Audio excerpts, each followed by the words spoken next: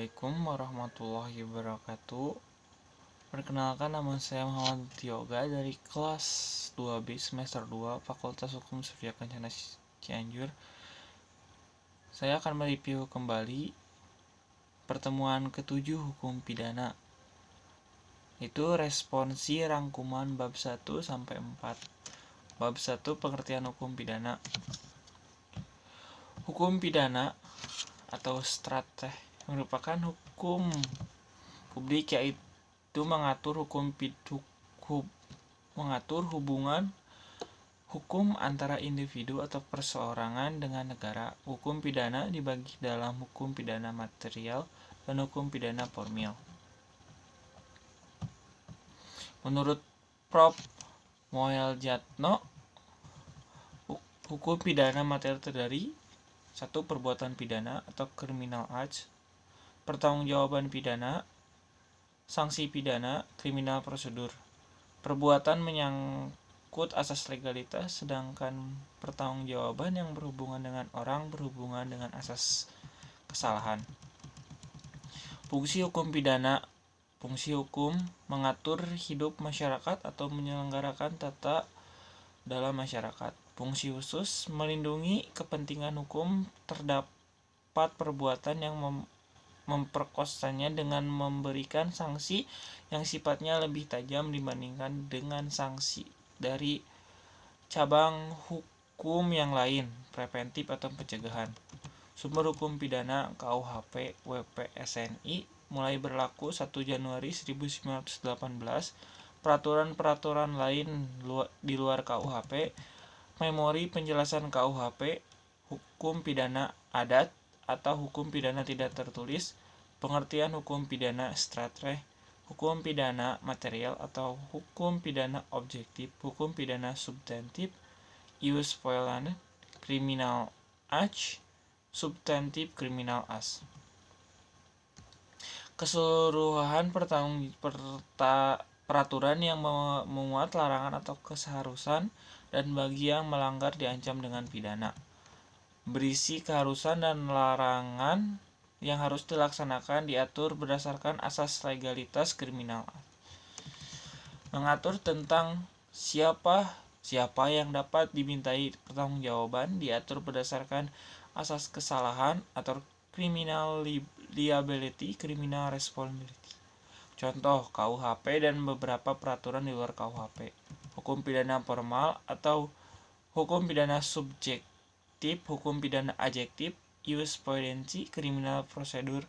Keseluruhan peraturan yang memuat hak atau cara-cara negara untuk memberikan pemindahan terhadap orang-orang yang melakukan perbuatan yang melanggar tindak pidana merupakan hak negara yang dilakukan oleh aparat penegak hukum atau kriminal prosedur. Bab 2, tindak pidana.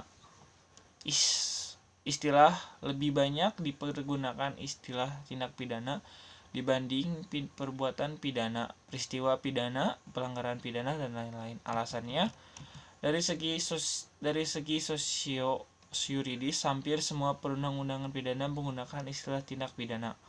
Semua instansi penegak hukum dan aparat menggunakan istilah tindak pidana. Para mahasiswa mengikuti tradisi dan kebiasaan menggunakan istilah tindak pidana dibanding perbuatan pidana.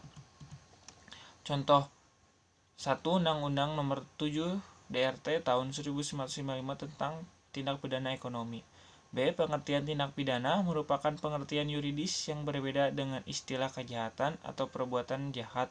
Dilihat dari isinya, terdiri dari perbuatan pidana, criminal acts, pertanggungjawab pidana, criminal responsibility. C. Unsur tindak pidana, unsur objektif, perbuatan atau kelakuan, unsur subjektif. Kesengajaan atau dolus mempunyai pengertian yang luas, terdiri dari A. Bagian delik, B. Elemen unsur delik, D. Teknik atau cara merumuskan tindak pidana. 1. Hanya memberikan nama yuridis atau kualifikasi tanpa menyebut unsur-unsurnya, misalnya pasal 351, 297, dan 184 KUHP. Hanya menentukan unsur-unsurnya tanpa memberikan kualifikasinya atau nama yuridisnya, misalnya pasal 281, 305 KUHP.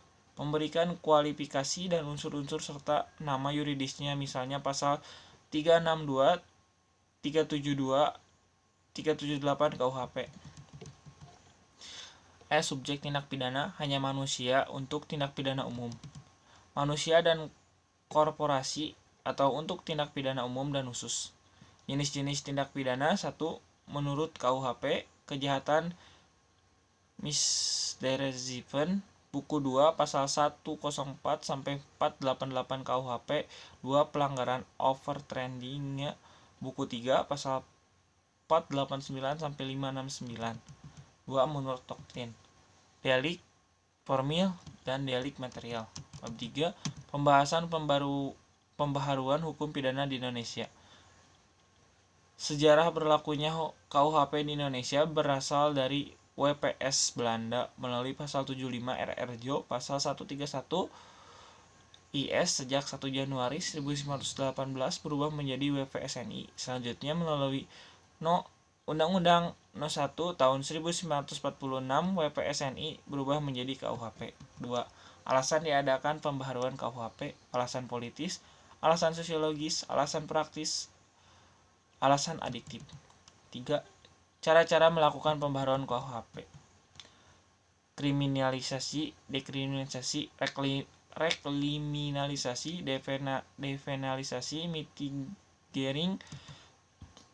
4. Metode pembaharuan KUHP: 1. Evolusi atau evolusionis, kompromis global. 4. Hukum sebab akibat, kausalitas atau kausalitas.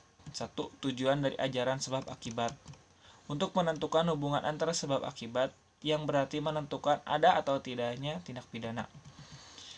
B. Untuk menentukan pertanggungjawaban seorang atas suatu akibat tertentu yang berupa suatu tindak pidana. Ajaran kausalitas merupakan unsur objektif dari tindak pidana karena terdapat di luar diri pelaku, yaitu berupa perbuatan. Yang kedua, teori-teori ajaran sebab akibat atau kausalitas. A. Teori condition sine qua non, teori ekivaluensi, teori syarat mutlak, binding teori.